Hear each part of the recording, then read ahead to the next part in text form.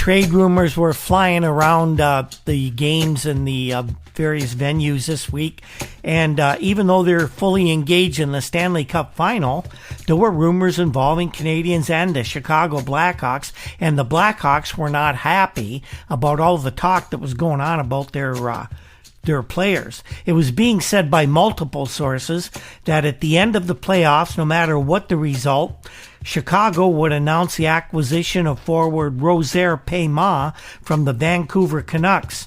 Apparently, it was going to be a 3-for-1 swap with names of defenseman Jerry Korab, Paul Schmier, and trouble forward Jerry Pinder rumored to be included in the trade. By the end of the week, though, the Canucks said that Chicago's offer, whatever it happened to be, was not enough to pry Payma from their roster, and he would be staying in Vancouver. Red Burnett of the Toronto Star reported on Tuesday that it was likely that Detroit general manager Ned Harkness was going to agree to a trade with Montreal, which would bring defenseman Terry Harper and one of Montreal's goalkeepers not named Dryden to the Detroit Red Wings for their first-round amateur draft pick, and of course that pick was second overall. Sam Pollock badly wanted to get Marcel Dion of the St. Catharines Blackhawks with that second pick, but Sam was upset that Harkness was leaking information about the trade and publicly admonished the Detroit first-year GM for basically having a big mouth. Pollock apparently told Burnett that Harkness's remarks had been in poor taste. Sam said he's been asking around about some of our players, particularly Terry Harper, and I'm upset about it. First of all, I don't want to talk about any deals at all until this playoff is settled. Secondly, I would never make the kind of deal that Detroit is talking about anyway. But now I'm most concerned about the way the names of our players keep popping up at a crucial time like this. Sam Pollock did admit to Red Burnett that Harkness is doing his utmost to complete this trade. He keeps pressing, Pollock says. He calls and says, what about so-and-so? And what about this other guy? He says he has other offers. I told him, go make a deal then. But I know the only place he can get a decent goalie is from the Montreal Canadiens.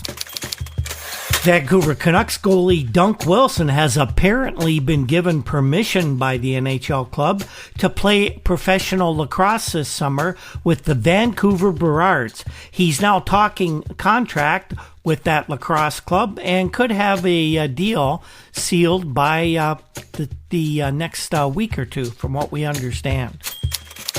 The word out of Oakland earlier in the week was that the Seals had given up on the idea of bringing in Scotty Bowman to run the hockey operation there.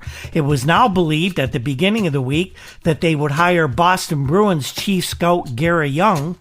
Young had recently signed a 5-year deal with Bruins, but it seems, according to the Oakland Tribune who is reporting this, that Young had been given permission to discuss the general manager position of the Seals with that team's owner, Charles O'Finley. Young told the San Francisco Chronicle that he had been offered the job by Finley, but Charles O'Finley denied that he had offered him the general manager's job, although he did reluctantly admit that he had been talking with Young about a position with the Seals club. After several news outlets reported Young had been hired, news leaked out that Finley was not yet done with Scotty Bowman, who was once again back in the running for the job, and no one seemed to know by the end of the week exactly what was going on. Well, at least that's what we all thought. But just before the end of the week, the Seals, or somebody from the organization, because it really still wasn't clear, seemed to have confirmed that Gary Young was going to be hired as the new general manager of the Seals. Meanwhile, Young's going to have his hands full with more than just hockey items if he was to become the GM. Seals front office people were leaving in droves. This week alone, the public relations director, the group sales ticket manager, and the controller of the team all submitted their resignations and left for what they felt, and probably were right about feeling this, much greener pastures. So the Seals are going to have a lot of holes to fill, not only on the ice with that terrible hockey club, but in the office operations as well. And there was more Seals news, and this was along with the Minnesota North Stars. Those two teams were given permission by the Semi-Pro International Hockey League to establish franchises in that league.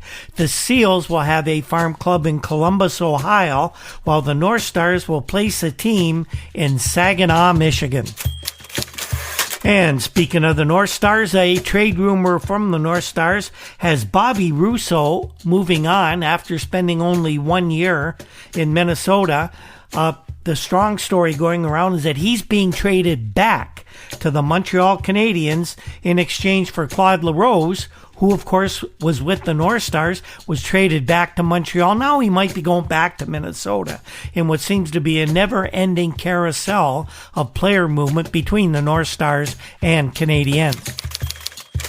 The Minnesota general manager, Ren the Bird Blair, admitted to Minnesota writers that he was talking with the Detroit Red Wings about a trade, but he was not interested in the Wings' first draft pick, which, as we mentioned earlier, was second overall. No, Ren doesn't want young players. He wants an established forward who can play the forward line, either left or right wing, and a guy in Detroit he's particularly interested in is Nick Libet. Now, Detroit needs goaltending very bad, and they would like to get young Gilles Gilbert, but the guy Blair wants to deal to the Red Wings is veteran Gump Worsley.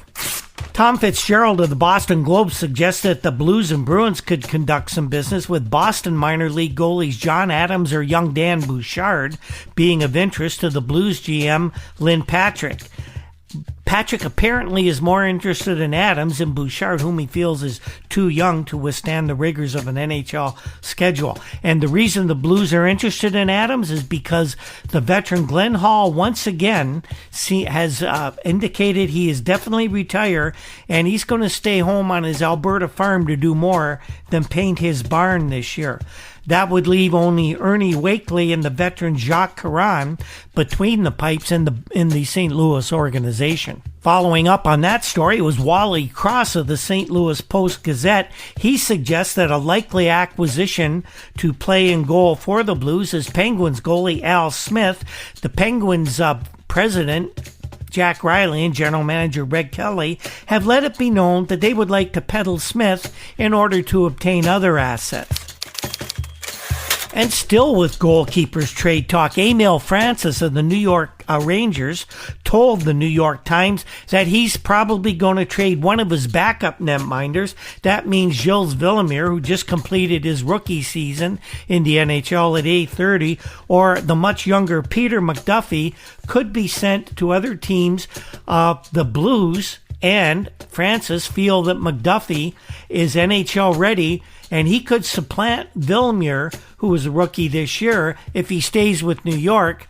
But the Blues, from what we understand, think that McDuffie would be a great fit to work with Ernie Wakely in St. Louis.